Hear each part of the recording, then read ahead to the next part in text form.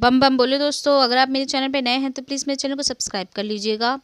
जब मेरे पति से मेरा तलाक हुआ, उस दिन मेरे हाथों में हरी हरी नोटों की गड्डी आई, तो अपना यह फैसला मुझे एकदम ठीक लगा, क्योंकि आज मैंने अपने बेटे को अपने आप से बहुत दूर भेज दिया। मैंने बड़े ही पक्के मन से उसे अपने आप से दूर जुदा किया था। वो मेरे घर का इकलौता बेटा था, लेकिन जब मुझे अब उसकी याद आती है तो मेरी आंखों से आंसू रुकने का नाम नहीं लेते। मेरा नाम नेहा है। मैं एक अच्छी खासी जॉब करती थी, जहाँ मुझे मेरे काम से जाना जाता था। दरअसल मैं एक मेकअप आर्टिस्ट थी। मैंने इस काम को सीखने के लिए अपनी शादी को भी दांव पर लगा दिया था। इस काम को मैंने अपना मकसद बना लिया था और आज इसी काम को मुझे करने में शर्म आती है। शादी से पहले मैं बहुत मॉडल बनकर रहती थी, ना तो किसी की परवाह करती और ना किसी की सुनती, जैसे मन मर्जी करती। माँ पापा की तो मुझे ज़रा भी परवाह नहीं थी। तभी आज जब वो इस दुनिया से जा चुके हैं तो उनकी याद मुझे सताती है। पहले ही पार्लर में दिलचस्पी थी मुझे। मैंने ना तो यह काम किसी से सीखा था और ना किसी को देखा था। फिर भी ना जाने मुझे कहाँ से यह कला आ गई थी। मैं खुद से ही अपना मेकअप इतना अच्छा करती थी, सब लोगों को लगता था मैंने पार्लर से तैयार होकर आई हूँ। सब लोगों से अपनी इतनी तारीफ सुनकर मुझे अच्छा लगने लगा था। इसलिए मैंने पार्लर में आगे बढ़ने का सोचा, पर घर की तंगी की वजह से और मेरे उटपटांग कपड़े पहनने की वजह से घर वालों ने मना कर दिया। मगर अब मेरा ये काम सपना बन गया था। घर में बाकी बड़ी छोटी और बहनें भी शादी लायक हो गई थी, इसलिए पापा ने मेरी शादी करवा दी। मैंने भी सोचा शायद जो काम मैं अपने मायके में नहीं सीख पाई वो मेरा पति मुझे सिखाएगा। मेरी उम्मीदें मेरे पति से बंध गई थी। मैं कुछ बनने का सपना लेकर अपने ससुराल आ गई। ससुराल आने के बाद मुझ में कुछ भी बदलाव नहीं आया। मैं वहाँ भी अपने हिसाब से चलती थी, वैसे ही कपड़े पहनने, किसी की बात ना सुनना। लेकिन एक बात अच्छी थी, मेरा पति कुशाल मुझसे बहुत प्यार करते थे। जो कुछ भी मैं उनसे मांगती वह सब कुछ मेरी खुशी के लिए करते। मैंने धीरे धीरे इसी का फ़ायदा उठाया और कुछ महीनों बाद ही अपने ससुराल से अलग हो गई। वहाँ पर मेरा एक बेटा हुआ, दक्ष। फिर वहीं मेरी ज़िंदगी ने एक नया मोड़ ले लिया। मैं कुशाल को अपने मायके के पास ही लेकर रहने लगी, मगर उस वक्त कुशाल को भी अब मेरे पहनावे से दिक्कत होने लगी थी। बच्चे होने तक तो सब ठीक था, पर जैसे ही दक्ष हुआ कुशाल ने मुझ पर पाबंदियां लगाना शुरू कर दिया।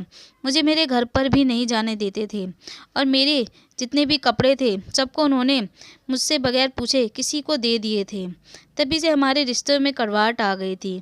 मैं अपने घर पर किसी को भी जोर चलाने नहीं देती थी। मैं बचपन से ही अपने ही हिसाब से जीती आ रही थी, तो कुशाल किस वजह से मुझ पर अब हुक्म चला रहे थे, उसकी यह बदतमीजी मैं बर्दाश्त नहीं कर पा रही थी। और मेरे जितने भी यार दोस्त थे सबने मुझे बस एक ही सलाह दी, कुशाल को छोड़कर एक नई शुरुआत कर ले। किसी ने भी मुझे सही सलाह नहीं दी। मैंने भी अभी अपनी जवानी के होश में कुशाल को छोड़ दिया और उससे डिवोर्स ले लिया।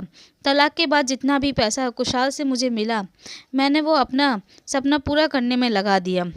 मुझे पूरे 2 साल लगे पार्लर सीखने के में, लेकिन जैसे ही पार्लर मैंने सीखा मुझ में घमंड आ गया। मैंने अपना बेटा दक्ष अपने परिवार को सौंप दिया और अपना खुद का पार्लर खोल लिया। लेकिन जब तरक्की सर चढ़कर बोलती है तो खुद का ही नुकसान करवाती है। मेरे साथ भी कुछ ऐसा ही हो रहा था।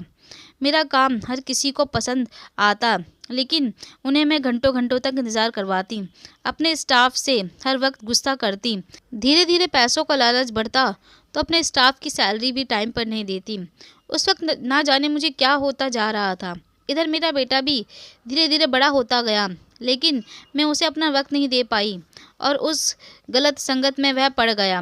वह 12 साल का हो गया था और चुपके से दारू बीड़ी और नशे की आदी हो गया। जब अपनी खुद की माँ ही अपने बच्चे को नहीं देखेगी तो किसी से उम्मीद ही क्या की लगाई जा सकती है।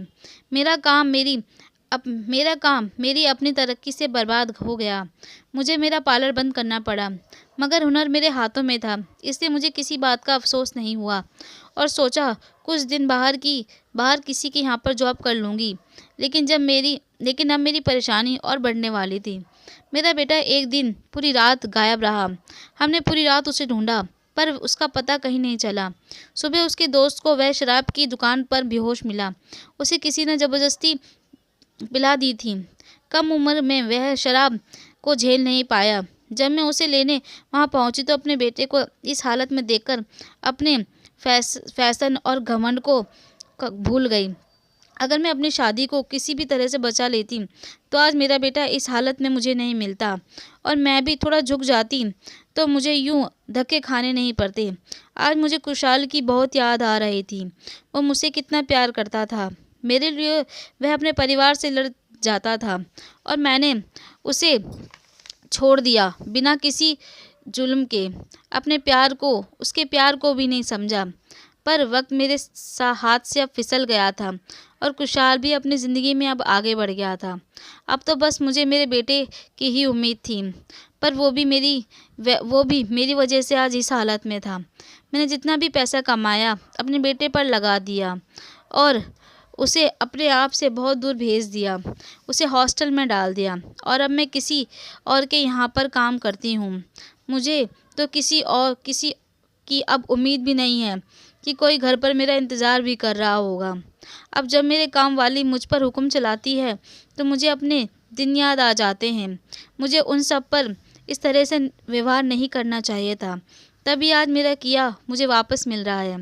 दक्ष अब ठीक हो जाए और कामयाब बन जाए, तब शायद मुझे मेरे गुनाहों से मुक्ति मिलेगी। मैं अनीता आपसे विदा लेती हूँ, फिर मिलूँगी अगली कहानी में। अगर इस तरह से ही मेरी कहानी से जुड़े रहिएगा। धन्यवाद।